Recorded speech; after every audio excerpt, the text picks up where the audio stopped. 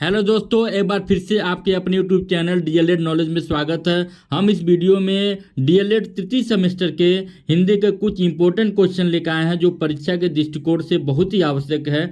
चलते हैं पहले क्वेश्चन की तरफ। चलिए, आपका पहला क्वेश्चन है कि वीर रस का अस्थायी भाव क्या होगा।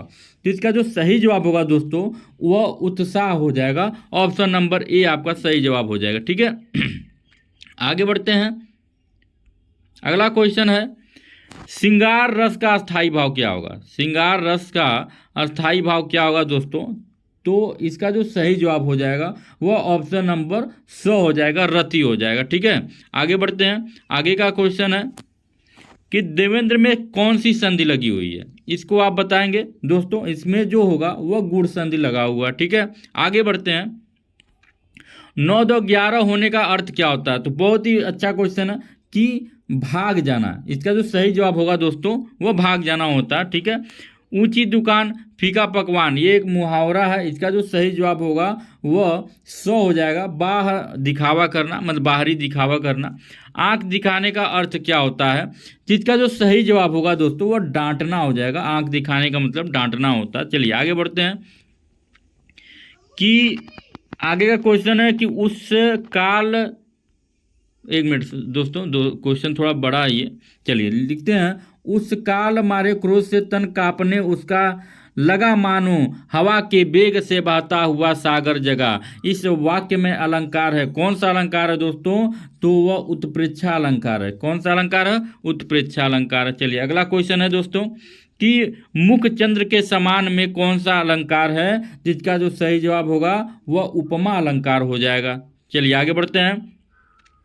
तरनी तनुजा तट तमाल तरुवर बहुछाए में कौन सा अलंकार है दोस्तों। तो अनुप्रास अलंकार है। ठीक है, आगे बढ़ते हैं। स्वागतम का संधि विच्छेद क्या होगा।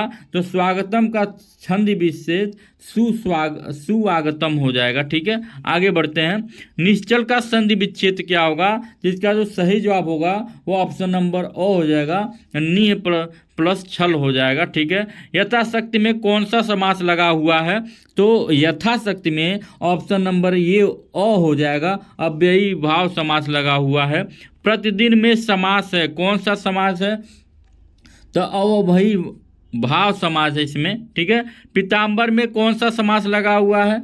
तो बहुव्रीहि समास लगा हुआ है इसमें। ठीक है, आगे बढ़ते हैं। पंचवटी में कौन सा समास लगा हुआ दोस्तों। जिसका जो सही जवाब हो जाएगा वह द्विगु समास हो जाएगा। ठीक है, आगे बढ़ते हैं। कमायनी के रचनाकार कौन है। जिसके जो सही जवाब हो जाएंगे वह जयशंकर प्रसाद हैं, याद रखिएगा। ठीक है, मनुष्यता में है क्या है। तो भाववाचक संज्ञा है। कौन सी संज्ञा है। भाववाचक संज्ञा है। पर्वत है। पर्वत क्या है। जातिवाचक संज्ञा, भाववाचक संज्ञा, व्यक्तिवाचक संज्ञा। तो इसका जो सही जवाब हो जाएगा वह जातिवाचक संज्ञा हो जाएगा। ठीक है, आगे बढ़ते हैं। वायु का परिवाची क्या होता है। तो इसका जो सही जवाब हो जाएगा वह हवा भी होता है, अनिल भी होता है, पवन भी होता है, उपयुक्त सभी भी होता है। इसका सही जवाब हो जाएगा उपयुक्त सभी। आगे बढ़ते हैं। तरड़ी का परिवाची शब्द क्या होगा। तो तरड़ी का परिवाची जब होता है नौका, क्या हो जाएगा दोस्तों, नौका हो जाएगा। आगे बढ़ते हैं। तरनी का परिवाची शब्द क्या हो जाएगा। तरनी। तरनी का परिवाची शब्द हो जाएगा, देखिए दोनों एक ही जैसे हैं दोस्तों, और नदी हो जाएगा। क्या हो जाएगा, नदी। भित्ति का परिवाची क्या होगा। भित्ति का परिवाची हो जाएगा दीवार हो जाएगा। क्या हो जाएगा, दीवार। भीति, देखिए थोड़ा सा अंतर दे रहा है दोस्तों, देखने में एक जैसा लग रहा है लेकिन कंफ्यूजन वाले क्वेश्चन बना दे रहा है। भीति का परिवाची क्या होगा। तो डर हो जाएगा। क्या हो जाएगा दोस्तों, डर हो जाएगा। तालाब का परिवाची क्या हो जाएगा। तो तड़ाग हो जाएगा, जलाशय, पुष्कर, उपयुक्त सभी। इसका सही जवाब हो जाएगा दोस्तों उपयुक्त सभी। जागरण का विलोम क्या होगा। तो जागरण का विलोम निद्रा हो जाएगा। ठीक है, आगे बढ़ते हैं। तिमिर का विलोम क्या हो जाएगा। जिसका जो सही जवाब हो जाएगा ज्योति हो जाएगा। आगे बढ़ते हैं। जो बहुत कठिनाई से मिलता है दोस्तों उसको क्या कहते हैं। तो दुर्लभ कहते हैं। क्या कहते हैं, दुर्लभ कहते हैं। आगे बढ़ते हैं। अनुचित बात के लिए आग्रह कहलाता है। तो दुराग्रह कहलाता है। इसका सही जवाब क्या हो जाएगा, दुराग्रह हो जाएगा। नवग्रह में कौन सा समास लगा हुआ दोस्तों? तो द्विगु समास लगा हुआ है। कौन सा? द्विगु समास। उर्वशी के रचनाकार हैं, उर्वशी के रचनाकार जो हैं रामधारी सिंह दिनकर जी हैं, ध्यान रखिएगा दोस्तों। चिंतामणि के रचनाकार कौन है? जिसका जो सही जवाब हो जाएगा वह रामचंद्र शुक्ल जी हो जाएंगे, ठीक है। गोदान के रचनाकार कौन है? तो गोदान के हमारे रचनाकार मुंशी प्रेमचंद्र हैं। बहुत इंपॉर्टेंट क्वेश्चन है दोस्तों। देश विदेश में समास है, कैसा समास है? तो द्वंद्व समास है दोस्तों, ध्यान रखिएगा। करुण रस का अस्थाई भाव क्या होगा? जिसका जो सही जवाब होगा वह शोक हो जाएगा। क्या हो जाएगा? शोक हो जाएगा। आगे बढ़ते हैं। काला घोड़ा दौड़ रहा है, इस वाक्य में काला क्या है? तो क्या बता रहा? विशेषण बता रहा। घोड़ा कैसा है? काला है, जो विशेषता बताता है, ठीक है। आगे बढ़ते हैं। जो अव्यय क्रिया की विशेषता प्रकट करता है उसे क्या कहते हैं? तो क्रिया विशेषण कहते हैं मेरे दोस्तों, क्रिया विशेषण। अधिक मत बोलो में क्रिया विशेषण है। कौन सा क्रिया विशेषण है? तो अधिक इसमें क्रिया विशेषण हो जाएगा, ठीक है। निपात है, निपात का अर्थ क्या होता है? तो हाँ भी होता है, जी भी होता है, मत खबरदार भी होता है, उपयुक्त सभी होता है दोस्तों, ठीक है, याद रखिएगा। तत्सम है, तत्सम क्या है? तो आत्र, अग्नि, उत्तिष्ठ, उपयुक्त सभी हो जाएगा इसमें, ठीक है। आगे बढ़ते हैं। तद्भव है, तद्भव क्या है? तो अगम, आच, आग, उपयुक्त सभी हो जाएगा इसमें दोस्तों, ठीक है। तद्भव है क्या है इसमें? एकल, आचार्य, अमृत, अंधेरा, तो इसमें अंधेरा हो जाएगा दो। तत्सम है, कौन सा इसमें तत्सम हो जाएगा? तो उपवास इसमें तत्सम हो जाएगा मेरे दोस्तों। उज्ज्वल है, उज्ज्वल क्या हो जाएगा?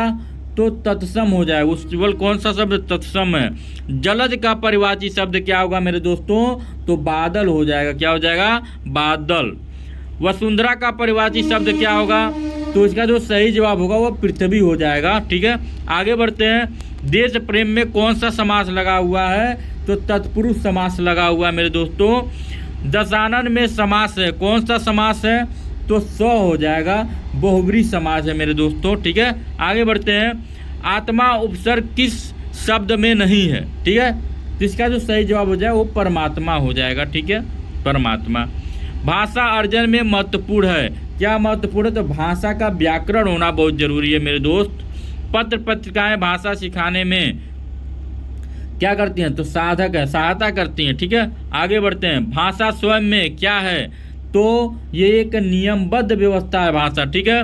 आगे बढ़ते हैं। भाषा का प्रयोग क्या कहलाता है मेरे दोस्तों? तो जीवन के विभिन्न संदर्भों में होता है, ठीक है। आगे बढ़ते हैं। भाषा की पुस्तकें कैसी होनी चाहिए? तो साधन है, ठीक है, भाषा की पुस्तकें साधन है। आगे बढ़ते हैं। बच्चों की भाषा के आकलन का सर्वाधिक प्रभावी तरीका क्या है? तो लिखित परीक्षा करना, ठीक है। आगे बढ़ते हैं। भाषा सीखने का उद्देश्य क्या है मेरे दोस्तों? तो विभिन्न स्थितियों में भाषा का प्रभावी प्रयोग करना। अगर वीडियो पसंद आया तो लाइक, शेयर, कमेंट जरूर करें। धन्यवाद।